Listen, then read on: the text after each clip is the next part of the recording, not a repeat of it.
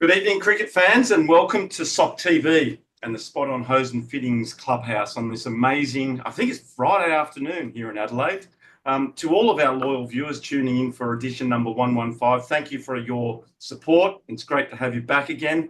I'm your host, Anthony Telf, and it's an absolute pleasure to share another exciting episode where cricket is more than a game, it's a way of life. Before we dive in, don't forget to like, share and comment to keep the conversation alive and vibrant. So now the clubhouse, it just isn't about cricket. It's a space where we celebrate the game, relive the highlights and share stories with teammates, opponents and umpires over a cold beer or a softie. So whether you're a grassroots cricketer or an international star, there's something here for everyone. And it's a big thank you to our sponsor, Spot on Hose and Fittings, who are specialists in hydraulic hose and fittings for the mining, manufacturing, agricultural, industrial, construction industries. So make sure you tell Jeff and Ben Charlesworth that Telf and Walshy sent you. And by the way, it was great to catch up with them over the week here in Adelaide. They came to watch the Sixers, or the 36ers, take on the Hawks in the basketball. It came down to the last 10 seconds and the 36ers prevailed. And they also come to see their Sixers at the Adelaide Oval the other night, and they dominated that game. So big shout out to those guys. They love their sport. They travel around Australia and they follow the teams that they support. But as always, I'm joined tonight by great mate and Aussie legendary broadcaster, Peter Walsh. Walshy, it's great to have you back. What a week it's been in cricket. I've done the BBL. It's coming to the pointy end of the season. The Ladies' Ashes is in full swing and they've been dominating over the Poms. And our Spirit of Cricket touring team, they're getting ready to head to Sri Lanka in, I think it's just 13 days.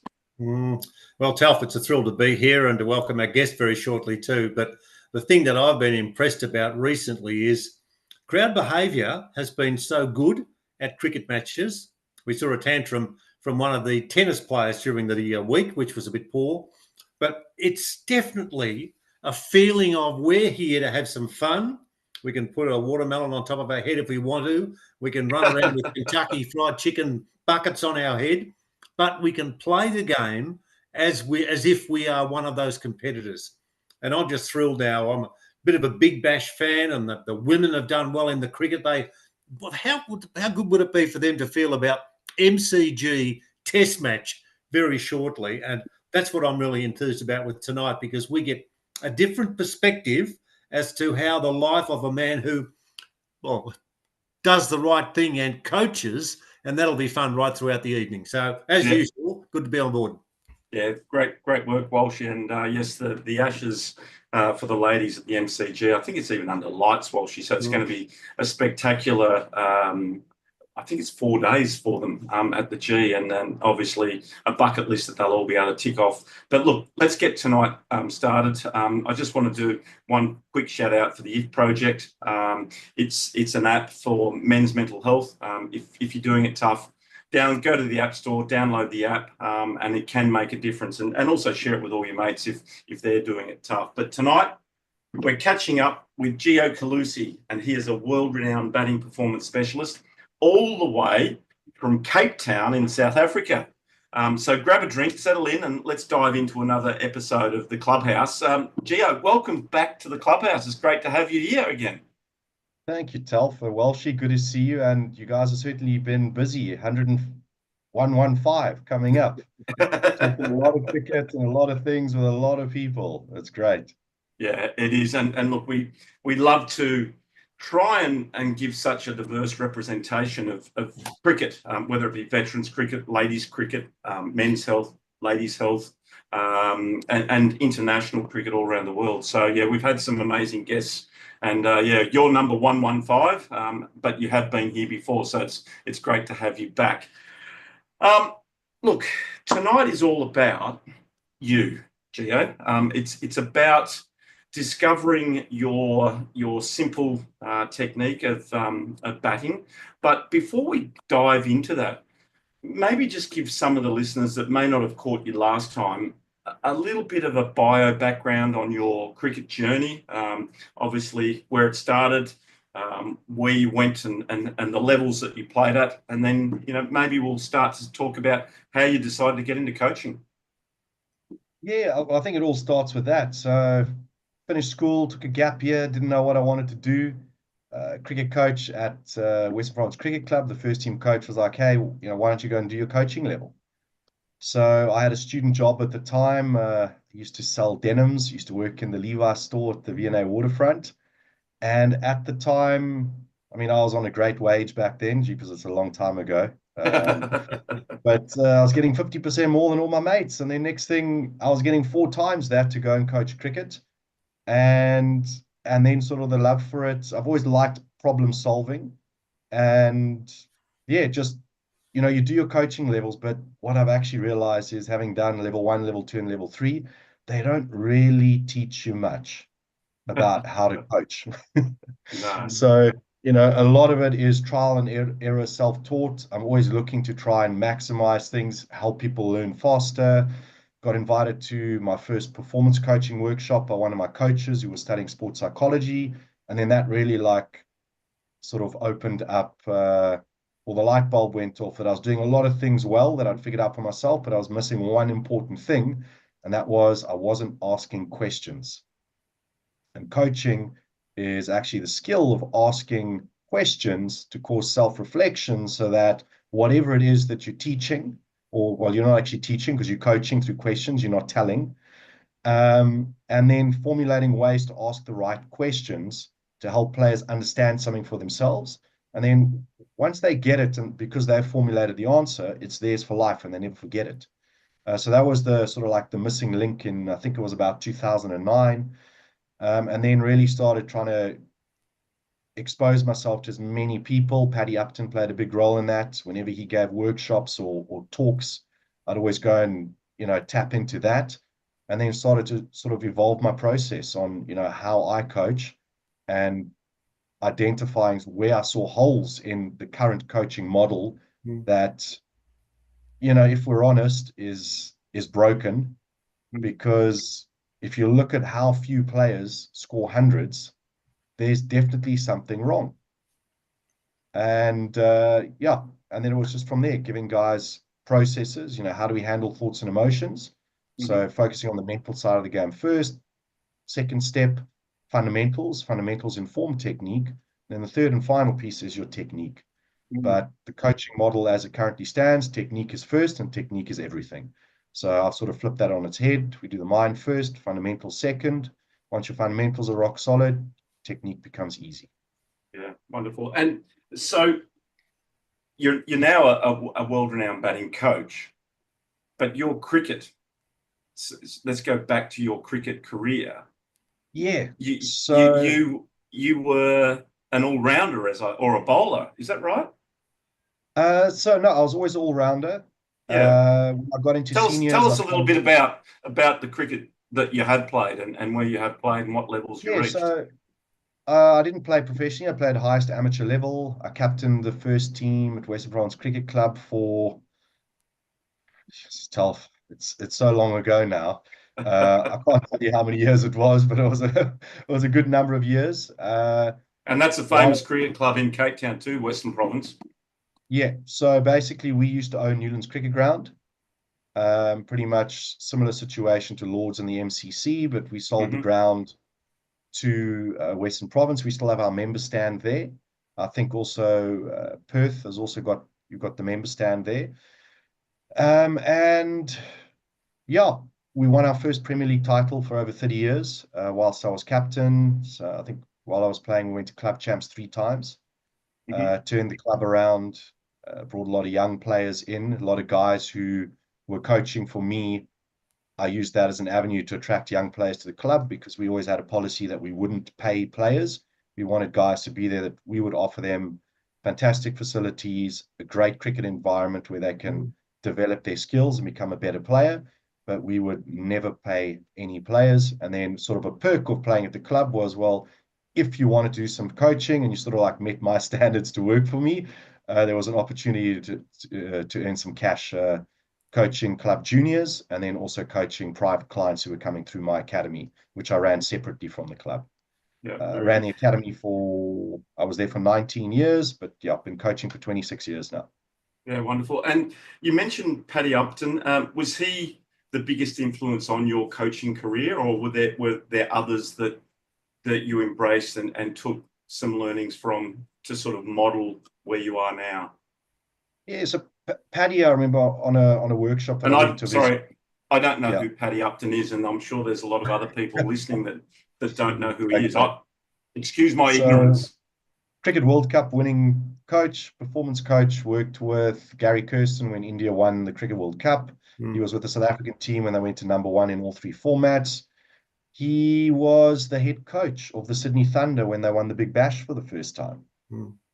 He's coached Rajasthan Royals, and now he's working with a host of sports people in different sporting codes. And most recently, he just worked with the new world chess champion, the youngest in history, an 18-year-old from India.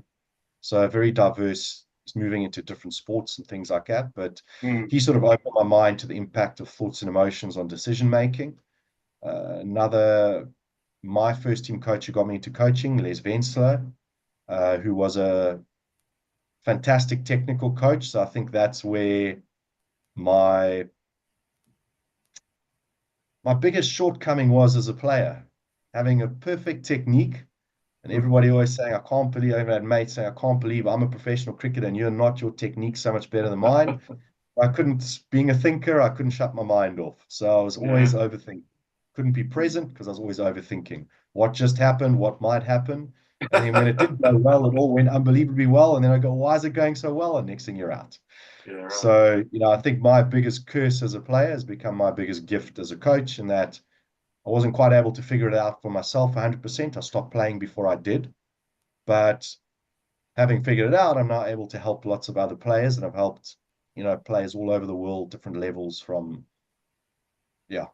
11-year-old scoring his first 50 through online training, all the way up to, clients scoring back-to-back test hundreds.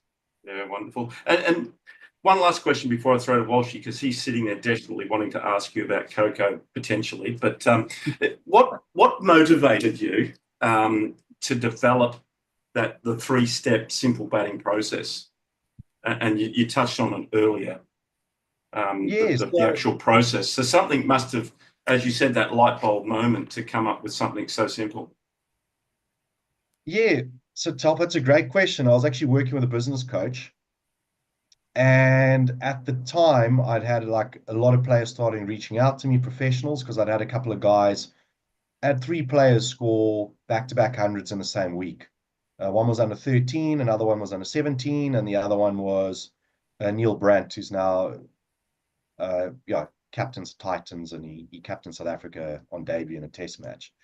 So I had the 3 of them do it. All these people started reaching out, and I was working with a business coach about taking my business online. And he said, okay, why do all these people you work with score so many hundreds? So I said, well, because they work with me. And he said, well, that's not good enough. You've got to have a systemized process that you can put in front of people, and you can explain, this is step 1, this is step 2, this is step 3. And that's how it came about. He gave me a flow chart and he said, off you go. And I formalized what I was doing, but what I was doing was sort of more intuitively. I knew what I was doing, it was in my head, but then formalize it to, okay, cool. Step 1, we're going to do the mind first. Step 2, we're going to do fundamentals. Step 3, we're going to enhance attacking and defensive skills. And then the last piece of the puzzle is the match play. So that's how it came about. Somebody just literally challenging me and saying, why do they do so well? That's not good enough. You've got to map it out. So you've got a systemized process that you can follow. And you apply those principles with the people that you're coaching, by asking the right questions to get them to start to think and think about their game and how they can improve. So, Walshy, I'll throw to you. Thanks, Telf. The fascination from my point of view, it goes back to being a young fellow, and I had an older brother who could play the game. I couldn't. But Dad would say to me, and we had the clothesline out the back, he'd say, now go in and ask your mother very nicely if you can have an old pair of her stockings. And out they would come, and I'd get a cricket ball and drop it into the stocking and then tie it onto the clothesline that was going around circles, and I'd try and hit the ball as many times as I could when it came swinging back. And, of course, if I missed the ball, it would hit me. My question to you is, how do you know when you are ready to be coached? How do you know if you're making a lot of mistakes, Mum's not going to tell you, and Dad's digging the spuds in the back garden, does it then all of a sudden become real that if you want to play this game, you're going to need to be coached? Yeah, and I think, how do you know?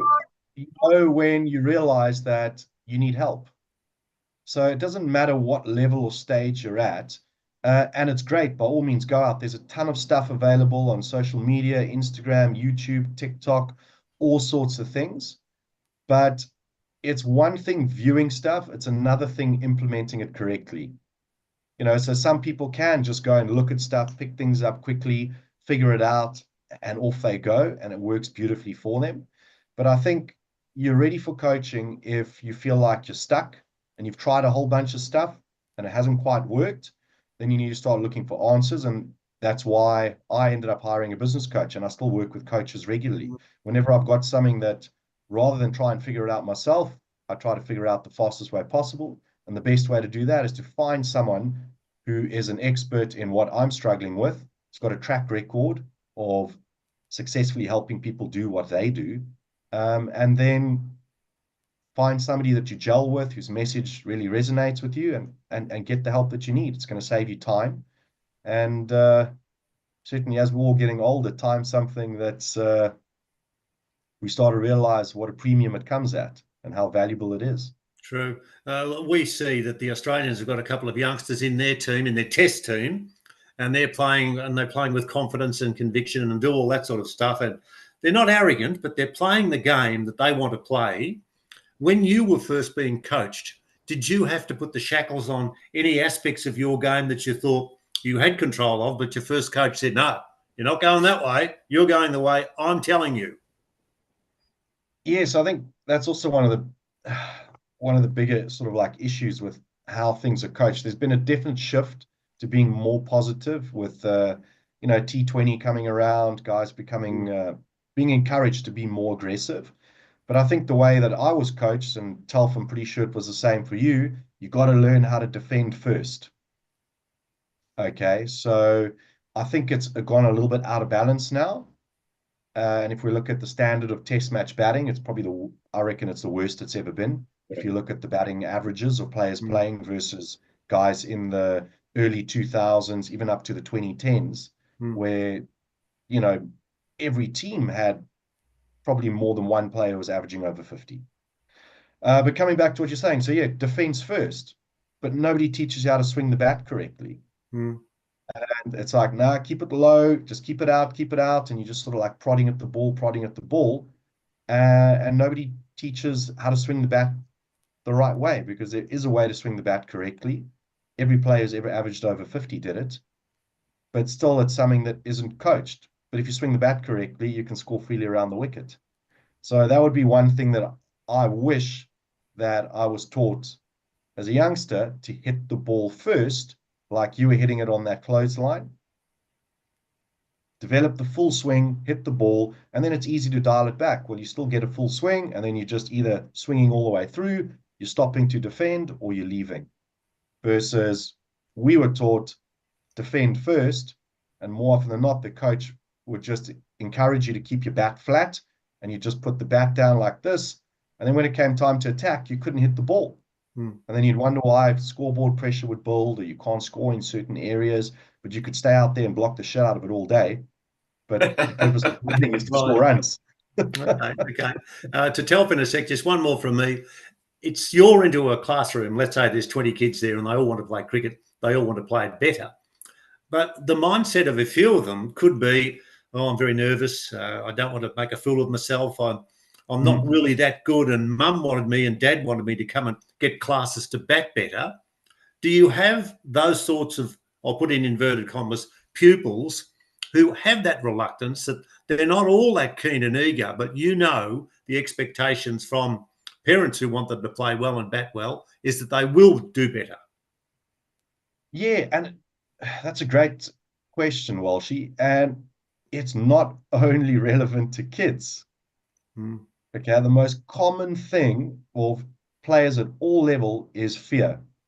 Fear of failure, fear of what other people are going to think, fear of losing your wicket. It's all fear-based stuff, and fear-based stuff isn't even a reality.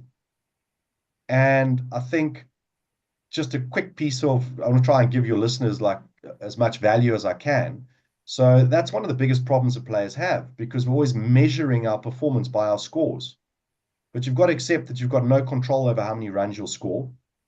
And you need to also accept that you're going to be dismissed.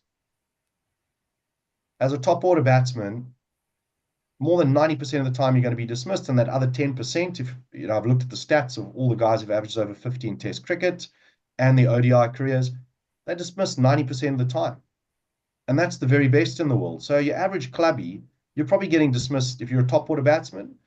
95 to 99% of the time you're dismissed, other than when you're chasing a small score and you end not out.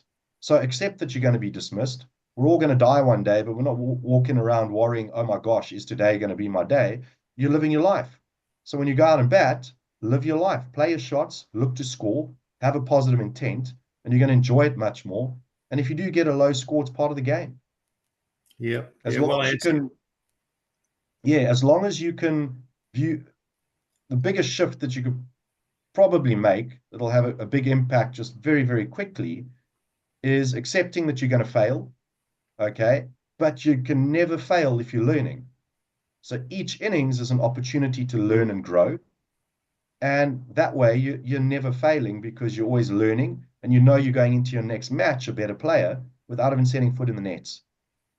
Yeah. Can I just throw a quick one in? Sorry, Tel, for this one, but whilst it's in my mind, have you had many experiences, Gio, where, and I can't do this anymore, this young bloke or this middle-aged bloke or whatever, he's not going to cut the mustard.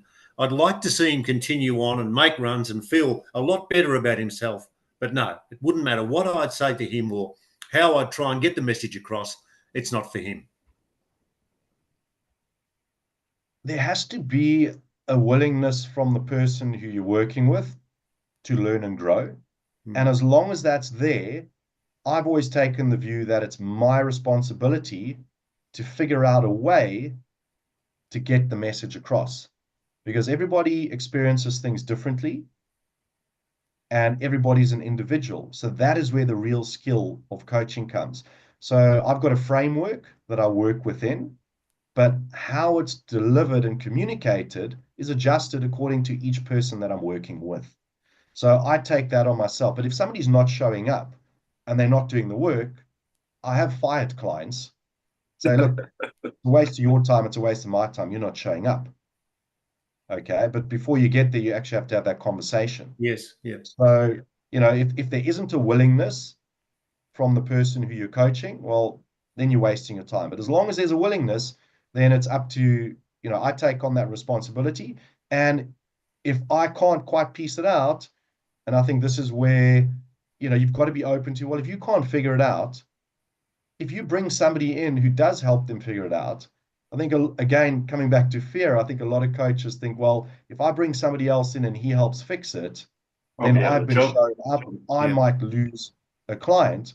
When the opposite is actually true, because the person who you've helped values you as the person who helped him find the solution. So you don't lose a client, you actually earn more trust.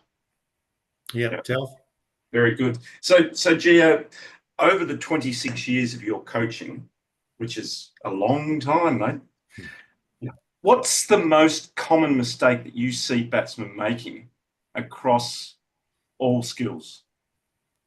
So I think we touched on it briefly earlier. All of the focus goes on to technique.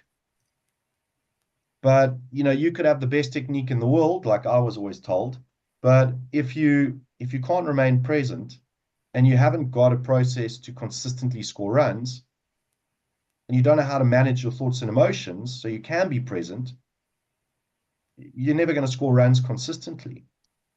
And I mean, the reason why players do that is because all of our dismissals manifest as a technical error. If we look back at it, it's the first thing that we look at, because, you know, it's surface level, but it's what we see or it's what we experience. But more often than not, it's not the real reason, because if you've been playing cricket for a long time and you know that you've got the skills and you know that you can play, it's not the fact that you can't play a cover drive or that you nicked off. It's that you were unable to execute the skill to the best of your ability because you weren't present. And to see the ball, you've got to be present.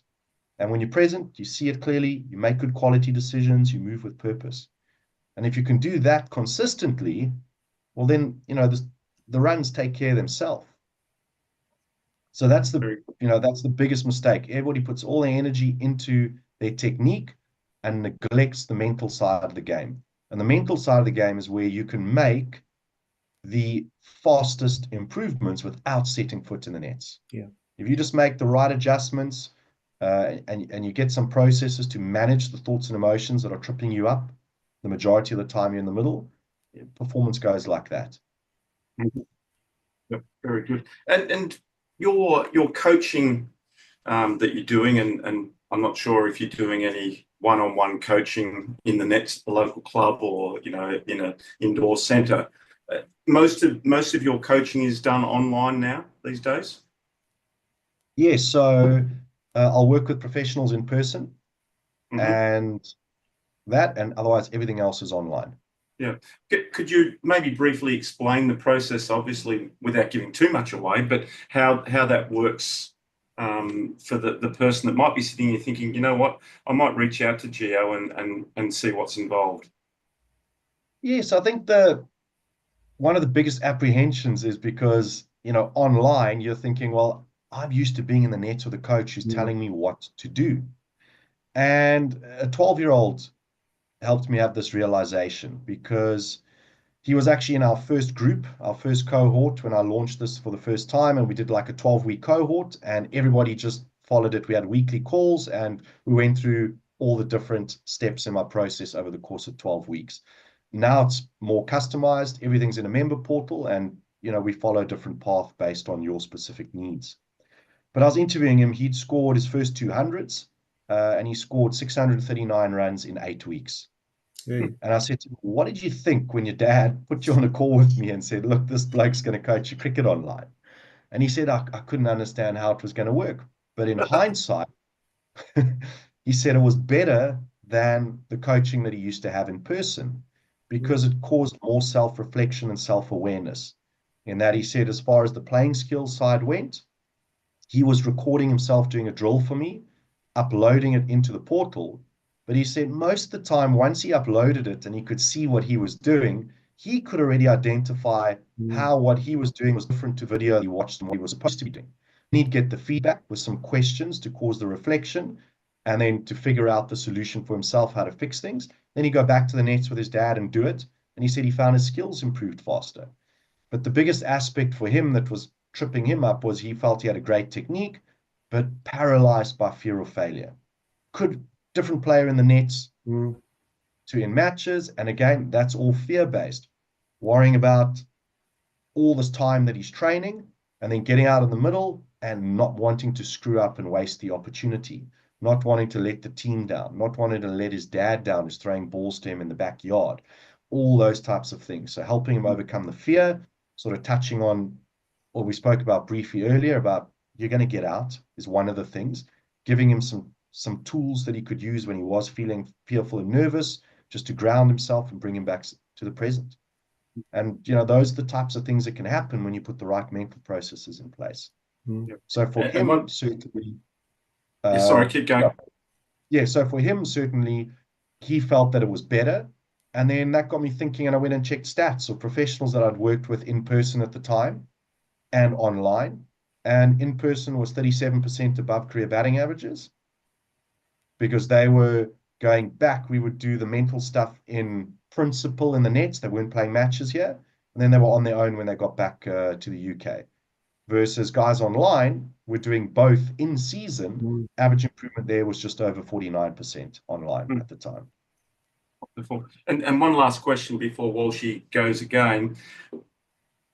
For the average cricketer that's sitting here listening tonight, what's the commitment that they need to make as far as their time and what they need to do on a weekly basis? Because obviously all of these people that are listening, whether it be young kids, young ladies, old guys like me who are wanting to make a difference in their batting, what commitment do they have to make, and on a weekly basis? Because they obviously all go to cricket training, so they're still going to their club training each week, probably twice a week, playing cricket. What's times involved with Simple and Geo?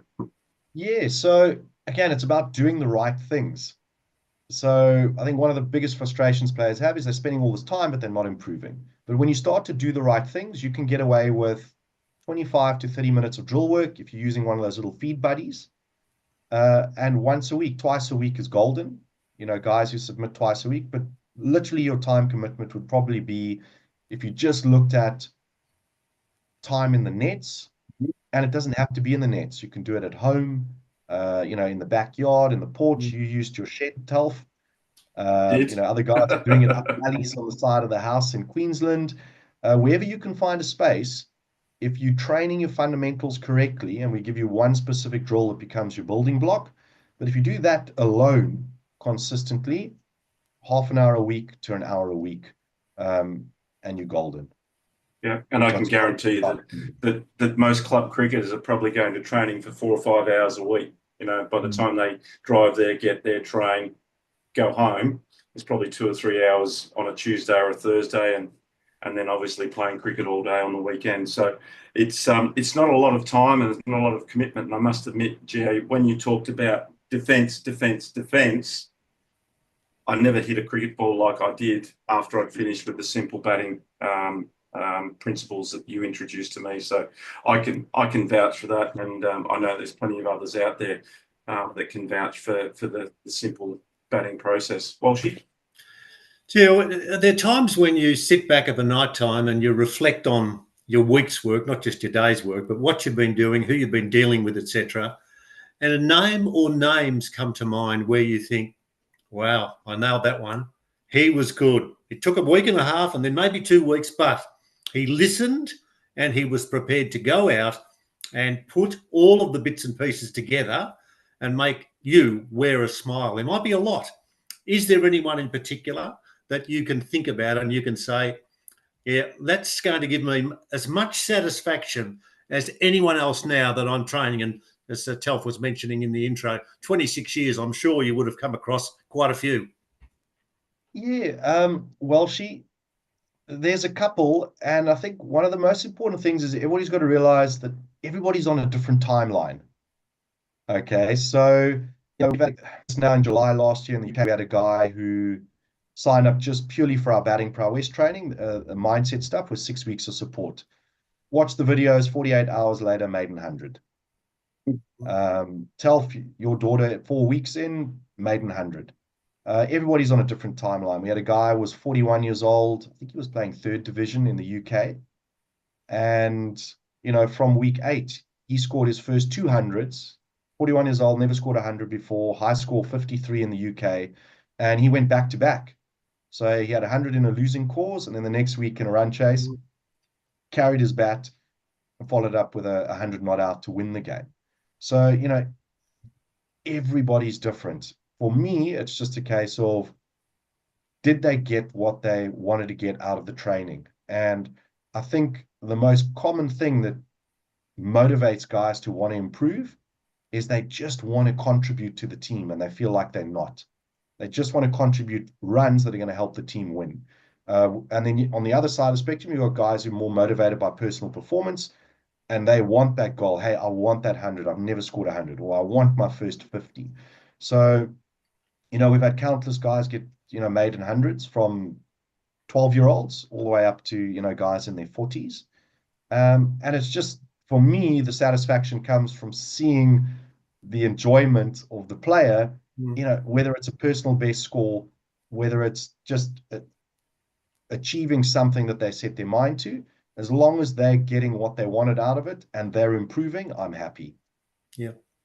Well, tell me about then the youngsters of today are a lot different than the youngsters of 20 or 30 years ago. They're more precocious and they're brats and they have their own thought patterns and they'll do what they want to do. And I'm leading up to saying that I don't know whether it's more difficult for you now to get your message through to a small percentage maybe, but some who think they know everything. Why am I here? I know what to do. I don't want a bloke who needs a shave to tell me what I should be doing when I go out to practice my cricket. Do you find that things have changed in a certain way in the years that you've been involved? Certainly with the online youngsters, no, because They're the savvy. ones who are there, they're there because they want to be there. Mm. You know, I think you get more of that sort of attitude if someone's being forced to do something, Walshy. And you know, it is for a parent to invest, you know, to do our program, it's a sizable investment. Mm. So you must be pretty damn sure that that if it's a youngster, I interview them and the parents. And if I feel like a kid's not ready, they're not allowed in. Or if I feel like that they don't want to be there, they're not allowed in. Does that So happen it's very often? about our willingness. The only time I've ever had to turn kids away is when they're too young. And what And when I age say is too that? young, the youngest I've worked with online is 11. Mm. He got his first 50. And other than that, I think we've had three 12-year-olds get their first hundreds. But it's all about just getting on a call like this, having a chat with them, seeing if they can understand certain concepts. And if I'm happy that they can understand what I'm talking about and that they can actually explain, I ask them a few questions and they can explain to me what the difference between conscious and unconscious is, things you can control, things you can't control. If they can get those concepts, then they can implement. It's called simple batting for a reason. It's really easy to implement.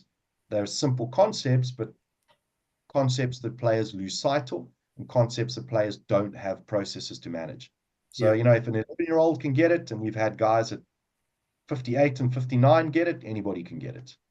Do you have mentors? Do you have people that you can talk to, and you might be flat and you might have a couple of weeks of being crook or COVID zipping around and knocking everyone on the scon, and you are down and you need to rise up because you've got lots of kids who want to learn the game. Have you got people who will help you? I do, but being a problem solver, when it comes to things like that, it's just about reminding yourself, you know, and I think it's great what you've got there, the if Telf, the men's mental health. You know, if anything is ever bugging you, the first thing that I always ask myself is, can I control that? Mm-hmm. And if I have no control over it, okay, why are you wasting energy, or why do we waste energy on things we can't control? And that's where the frustration comes from. And then that's when all sort of like thoughts and emotions become extremely negative. But if you can just acknowledge, hey, I can't control that. Okay, why am I wasting energy? Or why am I making myself feel shit about something I've got no control over? Okay, great. What can I control? And the minute you start putting energy into things you can control, you start to feel better. And the minute you take action, and then, you know, it's just small actions, one thing at a time, it all compounds. And then you start to generate momentum, you start to feel better, and things start to turn around. Yeah, yeah. Telf? Yeah, look, these are life lessons, Gio. It's you know, we started talking about cricket coaching and batting coaching, and what you're talking about now are real life lessons for everyone.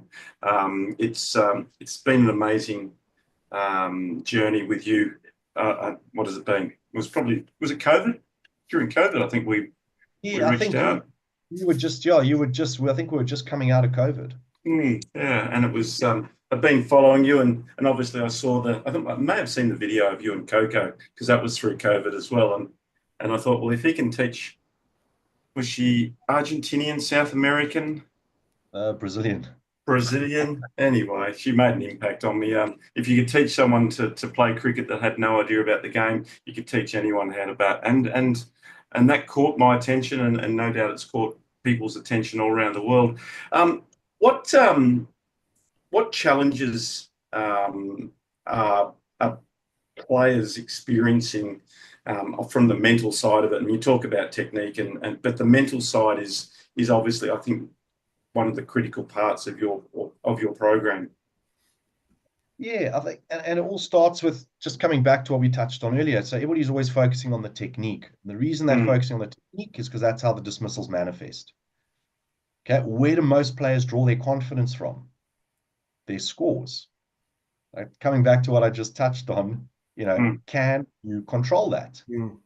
So if you're going to be drawing confidence from something that you have no control over, and we know that the best players in the world fail 70% of the time if you're using 50 runs as a benchmark.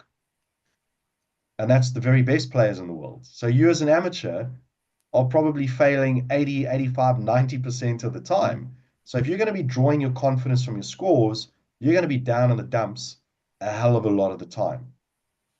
What happens then is confidence goes down. And then what do we think we need to do? We start tinkering and chopping and changing with our grip, with our stance, where we take guard, trying to work on new shots and things that we've never done before. And that just compounds the matter because now you're out in the middle having conscious thoughts, trying to implement new things to end your slump. And your slump is merely a construct of your mind. And then that's what I call the cycle of batting despair. And that's where everybody's at. And you might tinker with one thing and you get a score and you think that's it. And then you get scores for 2 or 3 weeks. And then next thing, the next 4 or 5 or 6 or 7 or 8 or 9 low scores come. And now you're in a slump again and you're constantly chopping and changing. So what you want to do is you've got to have consistent processes so that you can check, okay, what are my fundamentals? Am I doing my fundamentals well each week? So you want to be able to measure what you're doing. And then that gives you confidence. Well, I don't need to tinker. I don't need to chop and change because I know that that's consistent. Now it's about, well, how am I going to maintain my focus ball by ball? What thoughts and emotions are taking me away from the present moment? And then it's about developing the skill to be able to catch yourself when you're jumping into the future or back into the past and go, hang on a second, I'm leaving the present, come back to the present, see the ball. And when you've got clarity and trust in a process like that for your matches, and then you've got a training process that you trust, that you know your fundamentals are strong, you don't really need to worry about anything. And then the final piece is, okay, well, after each match, how am I self-reflecting? How am I going to measure if I did the things that are within my control to the best of my ability? And if I didn't, why didn't I? What can I learn from it so I can catch it next time and then prevent it from happening again in the future?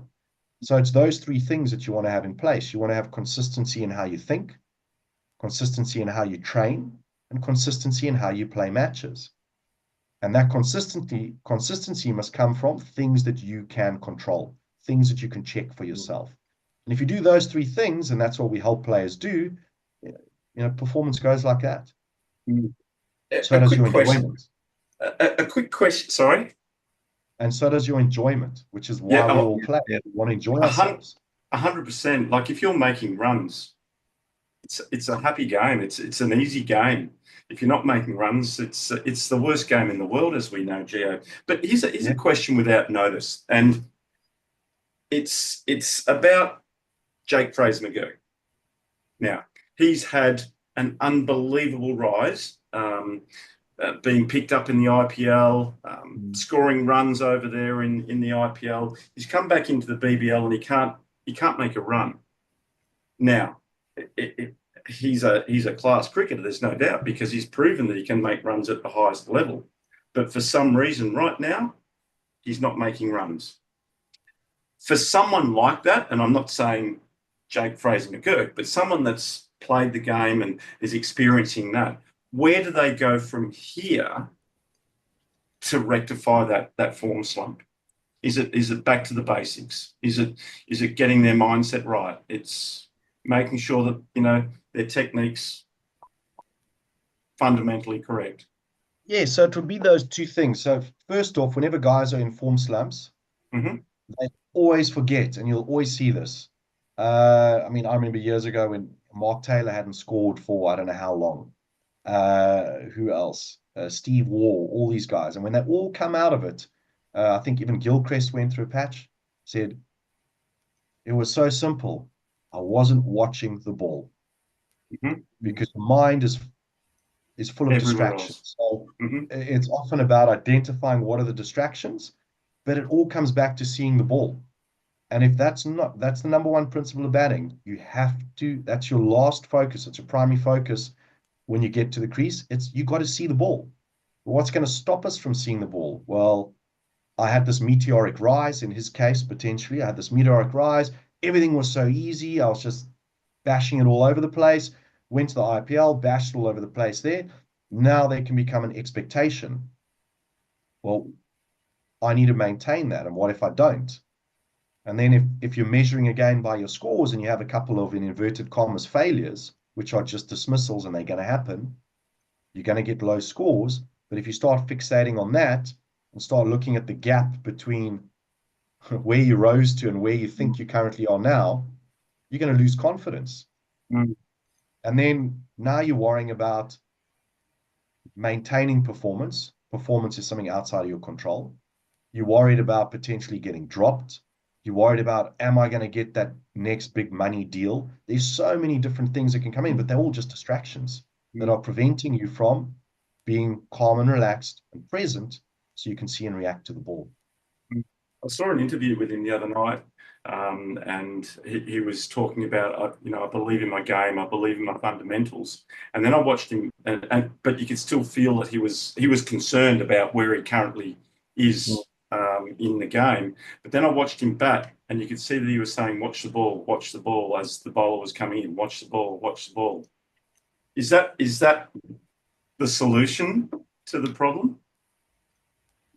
Yes and no. Okay. I'll tell you why now. All right. Don't give away too many secrets, Gio, but I'm really enjoying this. In that moment that ball is coming, you need to be relying on your unconscious mind. Okay, because your unconscious mind can process information far quicker than your conscious thought. So the conscious thought needs to be see the ball, but in that moment that ball's delivered, his mind needs to be clear. So if you're constantly sending a conscious message to your unconscious mind, you're interrupting it from doing what it needs to do. So if you're standing there, I mean, I haven't seen it, I'm just relying on what you've said, but this is for any player. If you're standing there and you're going, watch the ball, watch the ball, watch the ball, watch the ball, watch the ball, watch the ball, your unconscious mind is going, mate, shut the up. I've got some high speed calculations that need to happen here in 4 to 500ths of a second. Shut up. I can't do it while you're busy overriding me.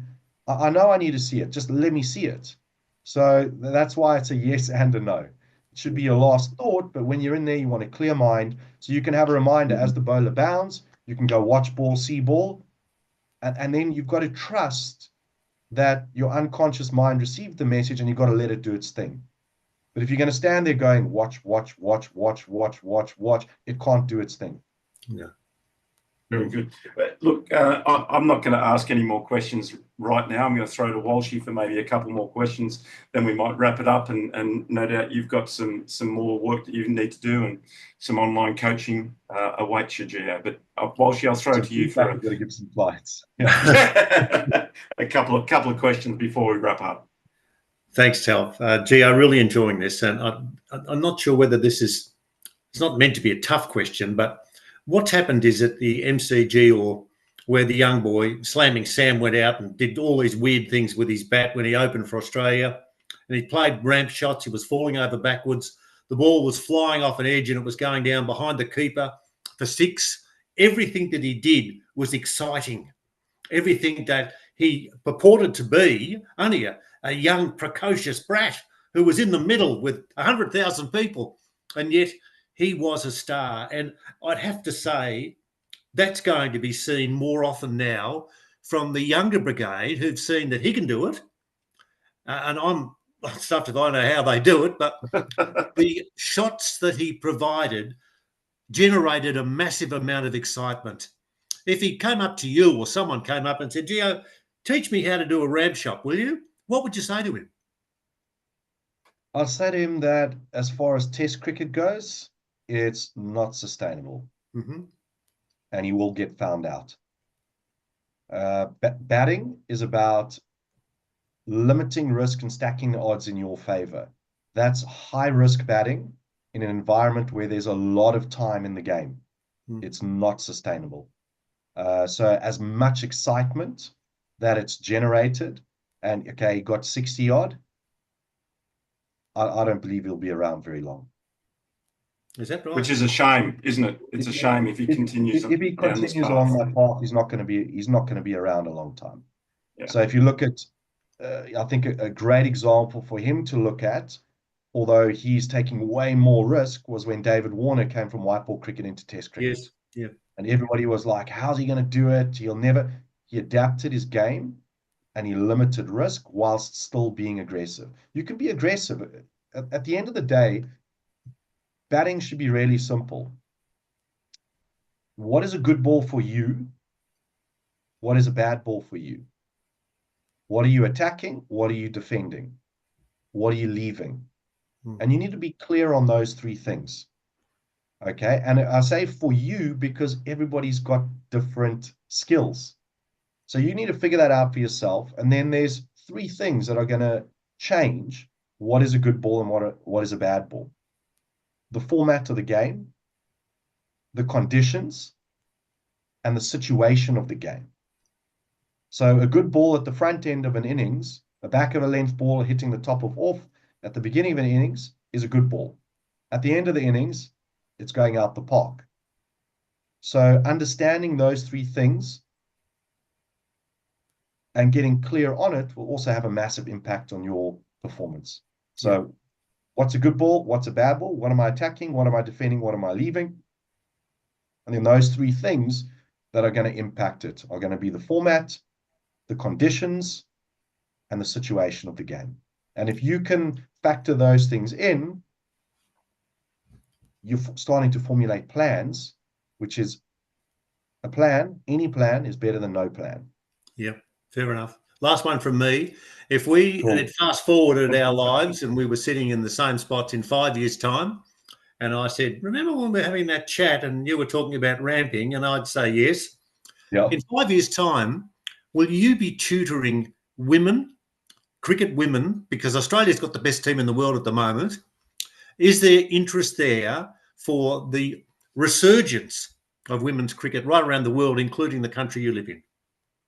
Yes, I haven't worked with any female pros yet, but we've had, Telf's daughters in the program now.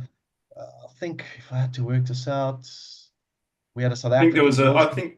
I think there was someone when I did the program with you. There was someone from Australia, I think from Melbourne. Yeah, Kirsty.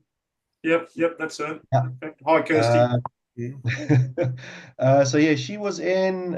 Actually, the kid Reese, the 12-year-old who got his first 200s, his sister was in the program at the same time. I think she went on and she played some SA under-19 cricket. So definitely have worked with women before Walshy, and I foresee that there'll be more and more coming through as the game grows as the women's game continues to grow.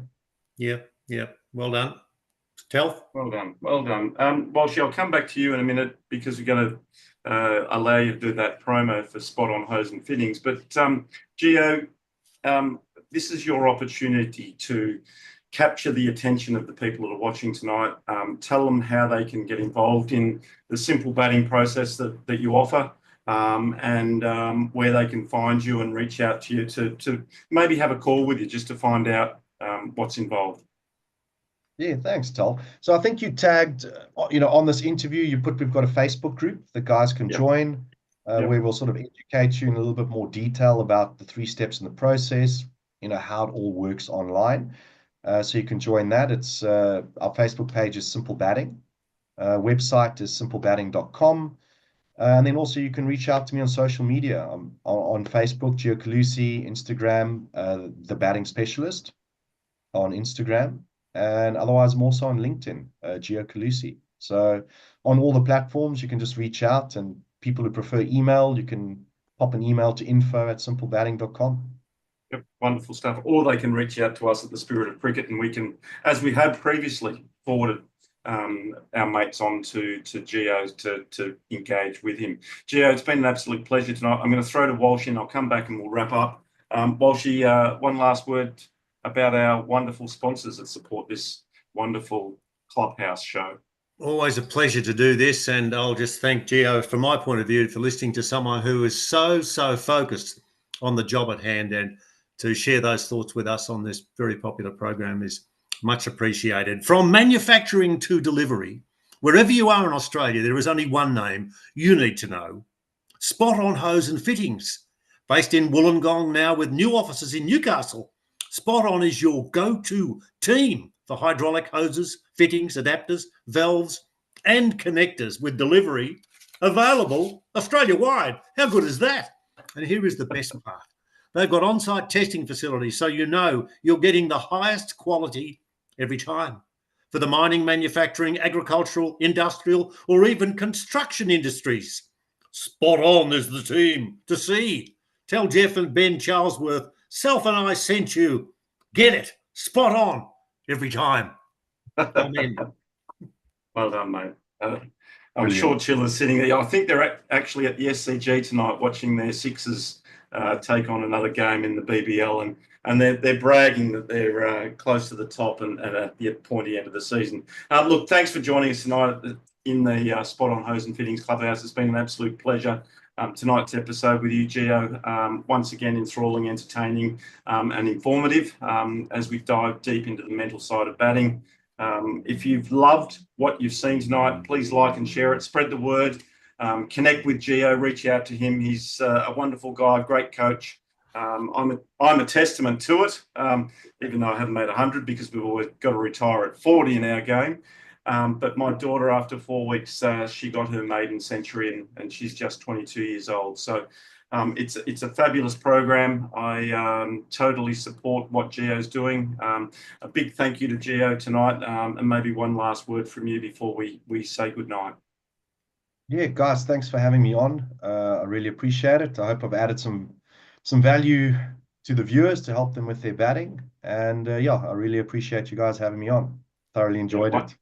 Wonderful, Gio. And our next guest in the clubhouse is the current chair of the Australian Country Cricket Championships. Rob Marshall from Western Australia will join us after a successful Australian Country Cricket Championship that was held in the Barossa Valley last week. So we'll catch up with him and get a review of how those championships went. So thanks again for tuning in tonight.